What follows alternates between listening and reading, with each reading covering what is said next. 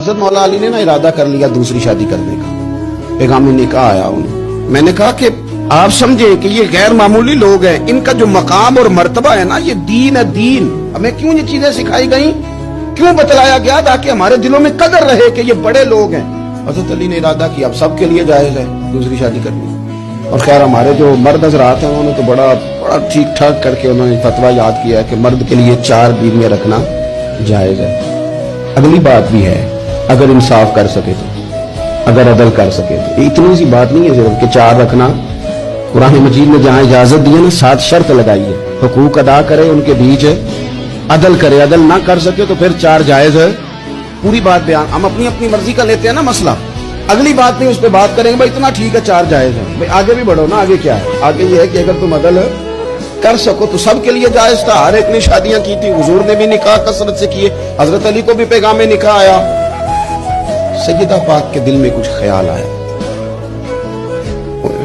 معمولی ہستی نہیں نا، کچھ لوگ ایسے ہوتے ہیں وہ ہنس پڑیں تو پھول کھل جاتے ہیں، اور وہ اداس ہو جائے نا تو خود بخود خزاں آ جاتی ہے۔ لگتا ہے آج کوئی اداس ہوا تھا، سارے چمن میں اداسی چھا گئی۔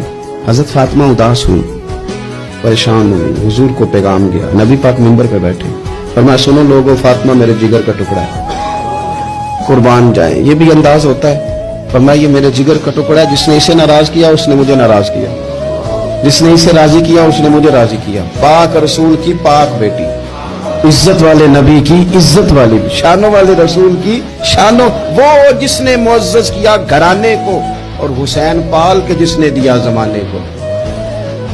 حضرت علی شیر خدا رضی اللہ تعالیٰ عنہ کہتے ہیں میں حاضر بارگاہ ہوا، حضور آپ جیسے حکم کریں، تو حضور نے فرمایا سب کے لیے جائز ہے دوسرا نکاح کرنا، پر جب تک میری بیٹی موجود ہے علی تیرے لیے جائز نہیں، تو نہیں کر سکتا دوسرا نکاح۔ یہ اعزاز ہے سیدہ فاطمہ کا، یہ اعزاز ہے۔